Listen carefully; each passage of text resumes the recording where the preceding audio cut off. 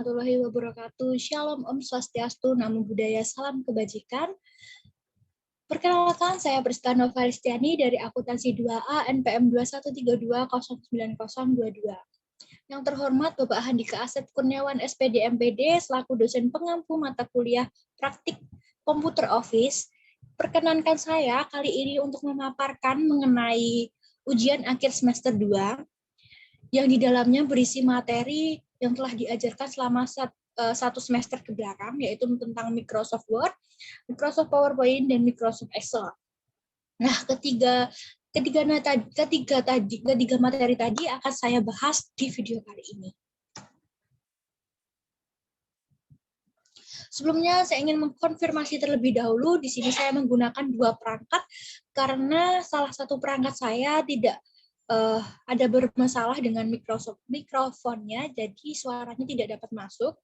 Saya menggunakan dua perangkat karena yang satu supaya suara saya bisa didengar dan yang satu supaya gambar saya terlihat dan share screen saya juga terlihat seperti itu. Sebelumnya saya ucapkan terima kasih kepada Bapak Handika yang sudah berkenan menyaksikan video saya kali ini. Langsung saja, pada materi yang akan kita bahas yaitu ada sejarah PowerPoint, yang kedua ada data chart atau diagram, dan yang terakhir ada VLOOKUP dan HLOOKUP. Ketiga materi ini akan saya bahas dalam satu video kali ini untuk menunjang nilai ujian akhir semester 2 saya. Langsung saja pada pembahasan yang pertama yaitu sejarah PowerPoint. Tentunya kita tidak asing lagi dengan yang namanya PowerPoint karena keseharian kita sebagai mahasiswa hampir setiap hari menjumpai yang namanya PowerPoint. Baik itu dosen yang melakukan presentasi menggunakan PowerPoint ataupun kita yang mengerjakan tugas dan presentasi menggunakan PowerPoint. Nah, kadang kita hanya tahu menggunakan saja tapi tidak tahu asal-muasal dan sejarahnya. Di sini saya akan menjelaskan sejarah dari PowerPoint secara singkat. Mungkin tidak secara detail karena menurut saya mungkin sejarah semua penting. Sejarah dalam PowerPoint itu penting, tapi di sini saya mengambil garis besarnya saja agar mempermudah kita dalam memahami apa-apa saja yang ada sejarah yang menjadi garis besar dari sejarah PowerPoint di sini. Yang pertama yaitu tahun 1987, yaitu Microsoft sudah ada Microsoft PowerPoint versi 1.0 didukung oleh Apple Macintosh. Nah, pada tahun 1987 ini awal mula Microsoft PowerPoint itu sudah mulai muncul gitu, dengan mulai tenar lah istilahnya. Nah, selanjutnya adalah 1990. Di sini tahun 1990 di sini sudah ada paket aplikasi kantoran Microsoft Office System. Jadi dari yang hanya didukung dari Apple Macintosh, tapi sudah ada muncul paket aplikasi kantoran Microsoft Office System. Jadi dari yang belum ada aplikasi paketnya, sekarang sudah ada paket aplikasinya seperti itu. Nah, selanjutnya yaitu tahun 2010. Nah, pada tahun ini dianggap sebagai pada tahun ini PowerPoint menjadi batu loncatan besar. Kenapa disebut seperti itu? Karena kita lihat ya pada tahun 1990 sampai dengan 2010 ini sekitar 20 tahun lebih mengalami peningkatan fitur yang modern, sangat modern, signifikan gitu naiknya. Jadi dianggap sebagai batu loncatan yang besar karena tahun 2010 itu PowerPoint sudah mulai terkenal dan banyak digunakan oleh khalayak umum seperti itu. Dan yang terakhir yaitu pada tahun 2013. Nah, pada tahun 2013 ini mulai memiliki user interface atau UI yang disempurnakan dari versi 2007 dan 2010. Jadi sudah mulai berkembang dari awal-awal 2010 itu sudah tenar, sekarang fiturnya sudah semakin ditingkatkan di tahun 2013. Nah, tentunya kita sebagai pengguna PowerPoint tidak akan pernah puas dengan fitur-fitur yang dikembangkan tersebut. Mungkin kita melihatnya di tahun 90-an, 87 itu wah sangat kuno sekali ya, mungkin seperti itu. Padahal nanti kalau kita melihat di masa depan, apa yang kita gunakan sekarang itu sudah terlihat kuno teman-teman semuanya. Jadi apapun itu harus terus diupdate, harus diupgrade agar mengikuti perkembangan dan kebutuhan kita. sebagai pengguna gitu, seperti itu. Tentunya kita tidak hanya stuck di situ saja. Jadi harapan saya untuk Microsoft Office, terutama pada Microsoft PowerPoint-nya, bisa di-upgrade lebih lagi fitur-fiturnya agar semakin berkembang dan modern. Dan melihat dari masa lalu juga, banyak upgrade-an yang tadi saya sebutkan pada tahun 1990 sampai ke 2010, itu 20 tahun, dan menjadi batu loncatan bagi Microsoft PowerPoint. Mungkin di tahun ini untuk 10 tahun ke depan bisa juga menjadi batu loncatan yang sangat signifikan seperti tahun sebelumnya, seperti itu.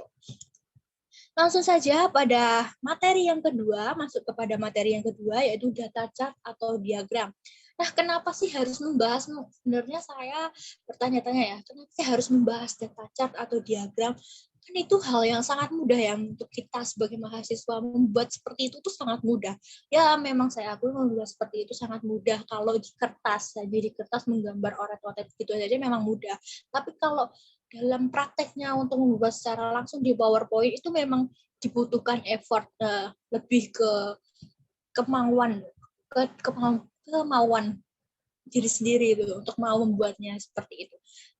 Hal serupa terjadi kepada saya. Saya pun kadang wah, ngapain gitu buat seperti ini gitu. Padahal hal itu sangat diperlukan untuk kita presentasi di dunia kerja nanti. Hal tersebut sangat diperlukan. Kita harus mempresentasikan diagram yang berisikan presentase dari keuntungan kerugian yang kita dapat selama 1 tahun. Itu kan memerlukan kayak diagram seperti itu ya. Kenaikan penurunan itu harus diperlihatkan secara visual kepada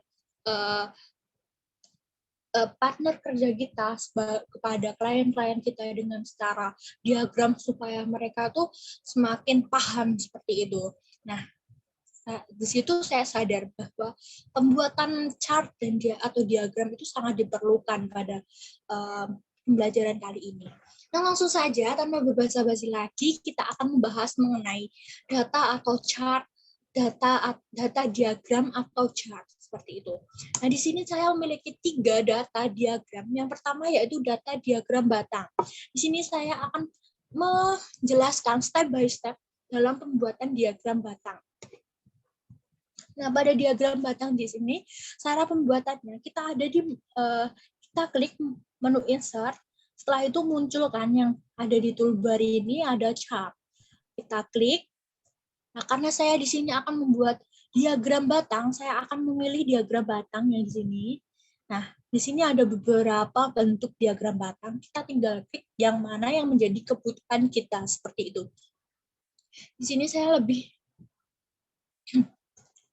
yang simpel saja, karena saya tidak memerlukan banyak data, jadi saya perlu yang simpel saja, seperti ini. Nanti akan langsung terarahkan dengan file yang ada kita akan diarahkan untuk mengisi data-data yang ada di Microsoft Excel gitu. Jadi data-data yang kita punya, seperti banyak siswa, kelas, seperti ini, nanti akan dimasukkan di data Excel yang secara tidak langsung akan menyinkronkan, gimana menghubungkan antara file PowerPoint dan file Excel seperti itu. Nah, saya akan perlihatkan data yang saya punya untuk diagram batang ini.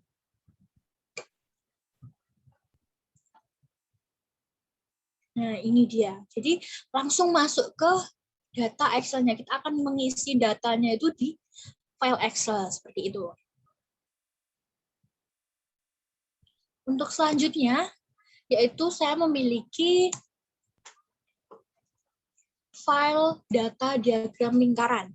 Di sini data diagram lingkaran. Seperti yang saya bilang tadi, pastinya kita membuktikan bahwa hasil analisis ataupun kenaikan penurunan yang kita ketahui itu harus dibuktikan secara gamblang gitu ya, kalau sedang mempresentasikan sesuatu. Nah, di sini sama halnya, di sini kita bisa menggunakan diagram batang untuk menunjukkannya secara gamblang, kenaikan atau penurunan atau presentase suatu perusahaan gitu, kita bisa menggunakan diagram batang, diagram lingkaran maksud saya. Nah, cara pembuatannya saya akan jelaskan satu persatu. Sama dengan diagram batang tadi, kita ke menu insert, lalu di sini ada toolbar chart. Setelah itu pilih pie. Nah, di sini ada bentuk dari diagram lingkaran. Kita tinggal pilih yang mana yang sesuai dengan kebutuhan kita. Nah, karena di sini saya sudah membuat, jadi langsung saja nanti pada saat kita memilih bentuk-bentuknya itu langsung dianjurkan untuk langsung masuk ke Microsoft Excel-nya gitu, ke file Excel-nya. Nanti akan mengisi data seperti yang ada di Microsoft, seperti yang ada di data diagram batang tadi. Jadi ini saya akan tunjukkan data saya untuk diagram lingkarannya seperti ini. Nah, ini data saya untuk diagram lingkaran. Ada nilai 6 sama dengan 60, nilai 7 120, nilai 8 sekian, seterusnya sekian, seperti itu. Nah, saya akan menunjukkan kok bisa nilai 6 itu hasilnya 60, nilai 7 120, kok bisa? Padahal kan nggak ada hitungannya. Saya akan tunjukkan hitungan yang sudah saya buat sendiri. Jadi itu tidak semata-mata ngawur ya, ada hitungannya. Nah, ini dia. Jadi nilai 6 itu hasilnya 60 derajat karena 36 itu adalah nilai dari 3/18 kali 360 hasilnya 60 derajat. Nilai 7, 6/18 kali 360 derajat hasilnya 120 derajat dan seterusnya seperti itu. Jadi saya menghitung tidak hanya ngawur, ngawang gitu. Seperti itu. Selanjutnya, pembahasan selanjutnya yaitu mengenai data diagram garis. Nah, coba kita lihat ya teman-teman. Coba kita lihat, kita amati dulu. Sepertinya gampang gitu ya kalau dilihat, hanya kita buat garis vertikal horizontal, lalu setelah itu dikasih titik-titik, terus dihubungkan sesuai dengan nomornya. Tapi pada dasarnya pembuatan diagram garis itu sangat sulit gitu menurut saya. Secara manual ataupun secara bantuan fitur PowerPoint pun sangat sulit gitu. Jadi jangan meremehkan diagram karena pembuatannya itu sangat ribet menurut saya. Nah, saya akan menjelaskan juga step by step untuk pembuatan diagram garisnya ini. Di sini klik menu insert, lalu card. Setelah itu cari diagram garis line. Nah, ini dia. Karena di sini saya sudah memilih ini, jadi saya langsung silang saja. Sebenarnya pembuatan diagram-diagram ini hampir sama pembuatannya. Menggunakan kita ke insert dulu, lalu ada menu card, setelah itu kita pilih diagramnya apa, lalu akan terhubung dengan file yang ada di Excel, kita masukkan data di situ, lalu jadi diagramnya seperti ini. Nah, sebenarnya sangat mudah sekali ya. Kita di sini bisa mengganti namanya, di sini bisa kasih warna ataupun semacamnya. Di sini juga dikasih judul, ini dikasih pilihan-pilihannya. Jadi cara pembuatannya pun sangat gampang kalau kita tahu ada kemauan seperti itu. Kalau kita hanya tahu menggunakan saja, tahu beres, ya apa gunanya PowerPoint mengupgrade fitur-fitur mengikuti perkembangan zaman kalau kita tidak mau belajar, tidak mau membuat sendiri seperti itu. Padahal itu sangat berguna untuk dunia kerja nanti. Nah, di sini dari tadi kok saya klik seperti ini, langsung muncul data yang ada di Excel. Seperti itu kan ya. Langsung ada data yang ada dari Excel. Terus klik mana lagi, terus muncul gitu. Klik mana lagi, muncul. Tuh. Kenapa kok bisa ya? Karena di sini saya menggunakan bantuan hyperlink. Nah, di sini merupakan penjelasan saya juga di sini hyperlink, penggunaan hyperlink seperti itu. kita tinggal klik mana yang akan kita sambungkan dengan hyperlink. Tinggal klik salah satu seperti ini, terserah. Lalu kita klik hyperlink. Setelah itu kita cari, ini filenya dihubungkan dengan file mana sih? Nah, karena ini diagram garis, berarti kita cari aja file diagram garis, file Excel yang ada data diagram garisnya tadi. Nah, di sini sudah ketemu, dan kita tinggal klik OK. Karena saya sudah, jadi saya silang saja. Nah, nanti hasilnya seperti ini, tinggal klik aja. Klik satu kali, udah deh sampai di file Excel-nya seperti itu. Seperti itu penjelasan saya mengenai data chart dan diagram. Tadi saya sudah menjelaskan 3 data untuk diagram. Yang pertama data diagram batang, diagram lingkaran, dan diagram garis. Nah, ketiga diagram tersebut sebenarnya masih umum kita jumpai. Belum lagi diagram-diagram yang lain. Pasti ada diagram-diagram yang lain yang mungkin nggak familiar untuk kita lihat, untuk kita tahu gitu. Nah, di sini saya memberikan 3 contoh itu merupakan diagram-diagram yang sering kali kita jumpai, sering kali kita temukan seperti itu. Nah, gunanya data chart atau diagram di sini yaitu supaya kita tahu cara membuat diagram dan supaya kita tahu cara menghubungkan dari file Microsoft PowerPoint ke file Excel itu seperti apa, menggunakan hyperlink, bagaimana cara membuat chart yang baik, bagaimana memberikan tampilan chart itu lebih baik, lebih terlihat estetik gitu, seperti itu. Jadi kita tidak hanya tahu aja di gambar, tahu aja lihat orang presentasi seperti itu, tapi kita juga bisa mempraktikkannya secara langsung. Nah, yang terakhir yaitu materi VLOOKUP dan HLOOKUP. Nah, untuk saya, mahasiswa akuntansi terutama, sangat dianjurkan, bahkan diwajibkan untuk mengetahui dan memahami, bahkan mempraktekkan secara langsung penggunaan rumus VLOOKUP dan HLOOKUP. Kenapa demikian? Karena nantinya di dunia kerja, saya akan berkecimpung dengan yang namanya rumus VLOOKUP dan HLOOKUP. Nah, kok bisa? Karena pembuatan laporan keuangan itu pasti menggunakan rumus VLOOKUP dan HLOOKUP untuk memanggil data-data yang sudah saya masukkan di sheet sebelumnya atau file sebelumnya. Jadi saya memanggil data-data tersebut dengan menggunakan rumus VLOOKUP. Nah, apa sih rumus VLOOKUP itu sebenarnya? Karena di sini ada V dan H yang membedakan dari kedua nama tersebut, karena kalau V itu vertikal, karena H itu horizontal. Jadi VLOOKUP itu memanggil data secara vertikal, sedangkan HLOOKUP itu memanggil data secara horizontal. Nah, seperti yang sudah dilihat di layar masing-masing, VLOOKUP digunakan untuk melakukan pencarian data dari tabel yang berbentuk vertikal, sedangkan HLOOKUP digunakan untuk melakukan pencarian data dari tabel yang berbentuk horizontal. Seperti yang saya jelaskan tadi, yang membedakan di sini hanyalah V dan H. Sebenarnya rumusnya itu sama, hampir sama. Cuma cara pemanggilan datanya saja yang berbeda, seperti itu. Langsung saja kita masuk ke penerapan. Kita akan belajar memanggil data gitu. Istilahnya memanggil data, namanya VLOOKUP. Kita menggunakan VLOOKUP dulu ya. Di sini saya memiliki dua lah ya.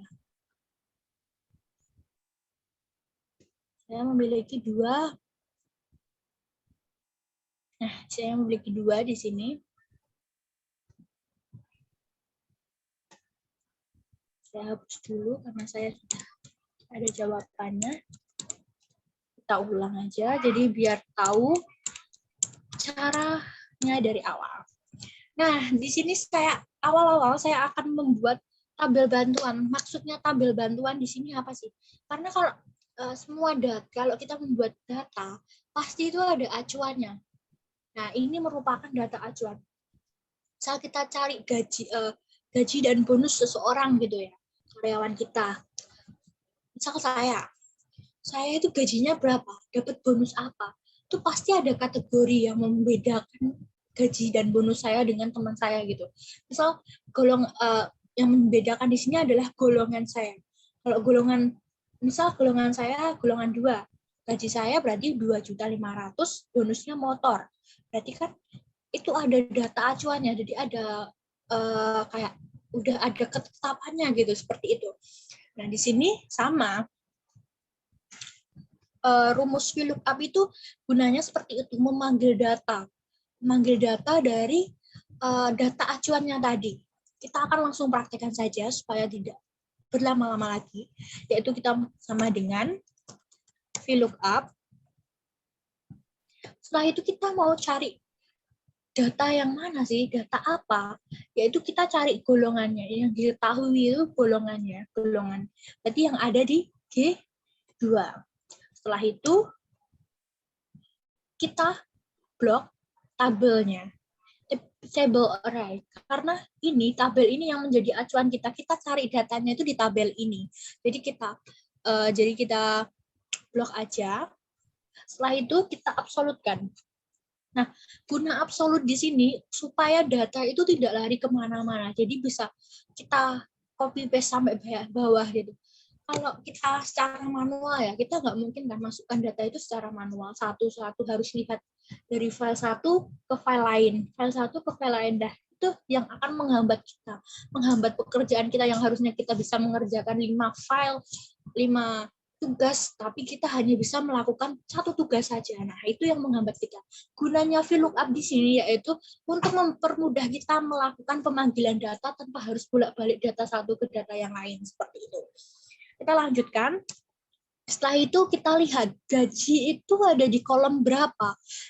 Nah, karena ini VLOOKUP vertikal, jadi kita memanggil data secara vertikal. Jadi kita lihat gaji itu ada di kolom kedua. Jadi kita tulis 2. Setelah itu kita tulis true. Karena dia nggak akan berubah. True itu karena dia nggak akan berubah datanya. Sebab kalau golongan 1 ya gajinya 5 juta, bonusnya ya mobil gitu. Nggak mungkin kan golongan 1 gajinya 2,5 juta itu nggak mungkin, karena itu udah ketetapan. Makanya true, seperti itu. Nah, hasilnya muncul 5 juta. Setelah itu kita bisa tarik ke bawah. Nah, gunanya absolut tadi itu seperti itu. Jadi, data-data yang sudah kita masukkan itu nggak lari kemana-mana, seperti itu. Kita akan cari bonusnya sama menggunakan rumus VLOOKUP. Setelah itu kita klik data mana sih yang akan kita cari, informasi apa yang sudah kita dapatkan mengenai data tersebut, yaitu mengenai golongannya. Setelah itu kita blok tabelnya seperti ini yang menjadi data acuannya. Setelah itu kita absolutkan supaya datanya tidak lari kemana-mana. Lalu kita lihat bonus itu ada di kolom ketiga. Kita klik 3. Setelah itu kita ketik true karena datanya tetap. Nah, dapatnya mobil. Tinggal kita copy paste karena sudah kita absolutkan datanya. Seperti itu. Nah, ini adalah yang pertama. Selanjutnya saya punya yang kedua. Soal yang kedua, supaya kita lebih mantap lagi dan lebih paham gitu maksud saya. Maaf. Nah, di sini sama dengan yang sebelumnya tadi, data-data yang sebelumnya tadi, tabel sebelumnya tadi. Awalnya kita harus punya data acuannya terlebih dahulu. Data acuan kita buat dulu data acuannya. Di sini saya mempunyai poin dan nilai. Kalau poinnya 60, nilainya D. Poinnya 70, nilainya C. Dan sekian sampai ke bawah, sampai 90 nih. Nah, kalau saya punya murid nih. Muridnya ada Ahmad, Alisa, Edi, Edo, Erik, Galuh, Linda, Rian, Sinta, Wildan. Nah, 10 murid saya ini udah ada poinnya, tapi belum ada nilainya. Saya kan nggak tahu ya, poin 75 itu masuknya yang C atau B, karena dia ada di antara 70 dan 80, dia masuknya C atau B. Kadang ada yang beda koma aja itu bisa beda D, C, B-nya gitu, nilainya beda. Nah, oleh sebab itu kita memerlukan rumus VLOOKUP ini untuk mencari nilai itu gitu. Jadi kita langsung saja VLOOKUP. Lalu kita masukkan data yang sudah informasi datanya. Poinnya 75. Setelah itu kita blok. Nah, kita jangan lupa absolutkan. Setelah itu kita lihat nilai akhir itu ada di kolom berapa? Nilai itu ada di kolom 2. Nah, lalu kita tulis true. Nah, sama. Langsung kita scroll, kopas ke bawah. Nah, seperti ini. Jadi, gunanya absolut itu tadi, supaya data itu tidak lari kemana-mana. Jadi, rumusnya yang atas itu akan copy paste sampai bawah. Jadi kita cuma harus ngisi satu rumus aja di awal dan kita tinggal kopas sampai ke bawah seperti itu. Jadi gunanya absolut itu seperti itu. Kalau kita nggak menggunakan absolut, kita hanya bisa copy sampai 2 baris. Kemarin saya udah pernah. Kemarin saya juga coba. Kalau awalnya saya bingung ya, masih bingung gitu.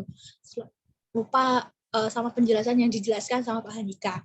Saya coba, terus saya lupa itu nggak pakai rumus absolut. Setelah itu saya kopas ke bawah, itu hanya kopas 2 baris aja.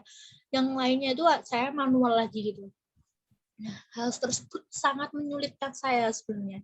Akhirnya saya coba-coba, oh ternyata aku kurang absolut gitu. Langsung saya kasih absolut dan saya kopas, dan hasilnya seperti tadi yang saya praktekkan tadi. Ternyata memang kesalahannya itu ada di saya tidak teliti itu, saya tidak mengulangi pelajaran yang lalu-lalu seperti itu. Nah, tadi merupakan penerapan rumus VLOOKUP. Nah, sekarang kita akan belajar tentang HLOOKUP. Langsung saja kita lihat HLOOKUP itu seperti apa sih HLOOKUP. Ya ampun, HLOOKUP. Mohon maaf, Pak. Nah, di sini ada HLOOKUP. Sebenarnya rumusnya itu sama, cuma dia memanggil datanya aja yang berbeda. Dia memanggil data secara horizontal. Horizontal itu berarti menurun ya. Berarti kita memanggil data secara menurun. Nah, sama seperti VLOOKUP tadi, di sini saya memerlukan tabel bantuan atau tabel acuan untuk mencari datanya. Di sini saya, sebentar, ada salah. Di sini saya ada nama penumpang, Asep Budi Erni Fitri Gunawan. Nah, dia mau naik bus nih, mau naik bus, dia hanya punya kode busnya, tapi dia nggak tahu dia masuk ke kelas apa gitu. Harganya dia mau punya kode bus, tapi dia nggak tahu dia masuk kodenya itu masuk ke kode bus VIP atau ekonomi atau patas, dia nggak tahu. Jadi di sini gunanya untuk kita tahu jenis busnya itu apa, harga tiketnya apa. Ini yang berkaitan dengan contoh yang saya miliki ini ya. Langsung saja kita masukkan rumusnya, HLOOKUP, karena ini HLOOKUP, jadi kita gunakan HLOOKUP. Setelah itu, data yang kita punya, informasi yang kita punya yaitu mengenai kode bus. Kode busnya ini, setelah itu kita blok tabelnya. Nah, kita absolutkan, jangan lupa. Nah, seperti yang tadi saya bilang, karena ini HLOOKUP, jadi pencarian datanya itu secara horizontal. Jadi kita menurun. Nah, karena di sini jenis tiket, itu masuknya di tabel baris kedua. Di sini nggak kelihatan karena ketutupan ini. Maaf. Jadi ada di tabel kedua, di baris kedua. Jadi kita tulis 2, lalu kita tulis false. Karena datanya tidak pasti. Gitu. Nah, seperti ini. Kita tinggal tarik. Wow, hasilnya akan muncul seperti ini.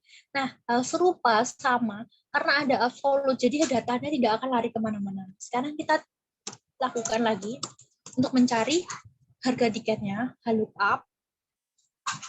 Lalu kita informasi yang kita miliki itu kode. Setelah itu kita blok. Lalu kita absolutkan. Setelah itu kita lihat harga tiket itu ada di baris ketiga. Kalau kita ketik false. Nah, kita tinggal kopas sampai ke bawah. Nah, mudah kan? Daripada kita harus manual satu-satu, lihat dari file satu, dari data satu ke data yang lain, lebih memudahkan menggunakan rumus lookup dan VLOOKUP yang saya jelaskan tadi. Jadi sebenarnya segala sesuatunya itu sudah ada yang mudah, tapi kita lebih memilih yang sulit gitu. Kadang saya sendiri mengalami lebih senang daripada males melihat rumus yang begitu banyak. Saya lebih senang yang manual-manual aja. Tapi padahal yang manual itu yang menyulitkan kita, yang membuat kita mengerjakan segala sesuatu itu lama. Nah, jadi di sini fungsi VLOOKUP dan HLOOKUP itu sama, mempermudah kita melakukan tugas kita untuk membuat laporan keuangan di dunia kerja yang akan datang.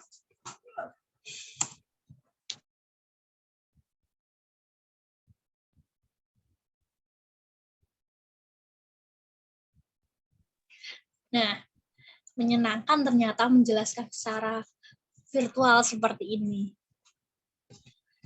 Jadi, semoga 3 materi yang saya jelaskan tadi mengenai sejarah PowerPoint, lalu data chart dan diagram, dan rumus VLOOKUP dan HLOOKUP tadi dapat menunjang nilai saya untuk ujian akhir semester 2 ini di mata kuliah praktek komputer office.